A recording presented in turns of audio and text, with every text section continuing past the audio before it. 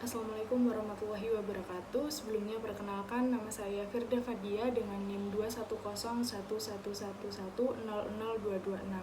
Di sini saya akan menjelaskan terkait dengan tugas pajak, hukum pajak yang dimana di sini akan saya uraikan, yang dimana tugas ini adalah untuk menganalisis bagaimana pajak dari no taxation without representation dan taxation without representation is robbery. Nah, untuk pertama yang akan saya jelaskan terlebih dahulu adalah apa maksud dari taxation without representation. Kalimat ini berarti bahwa pajak hanya boleh dipungut jika ada wakil rakyat yang setuju atau pemungutan pajak tersebut.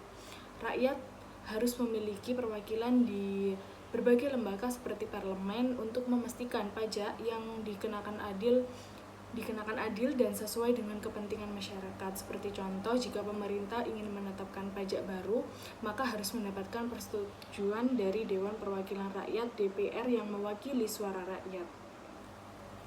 Yang kedua ada apa maksud dari taxation without representation is robbery, yang dimana frasa ini menyatakan bahwa jika pemerintah memungut pajak tanpa persetujuan wakil rakyat, itu dianggap sama saja dengan merampas hak rakyat.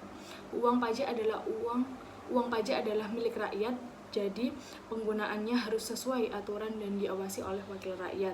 Jika pemerintah memungut pajak tanpa dasar hukum dan keputusan DPR, maka tindakan tersebut dianggap sebagai perampasan atau bahkan bisa jadi disebut dari perampokan.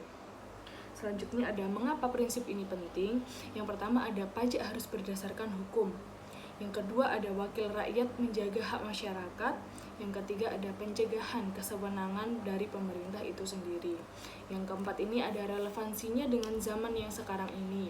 Prinsip ini masih berlaku hingga sampai sekarang, termasuk di Indonesia, negara kita sendiri.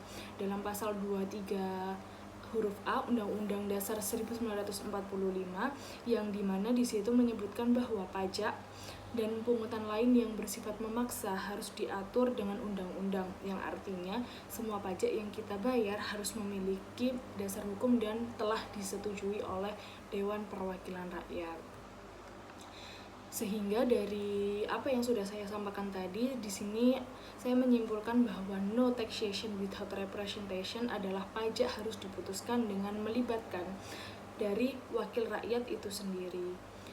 Yang kedua ada taxation without representation is robbery, ini adalah dengan pajak tanpa persetujuan rakyat adalah tindakan tidak adil atau bisa dianggap seperti perampasan bahkan perampokan.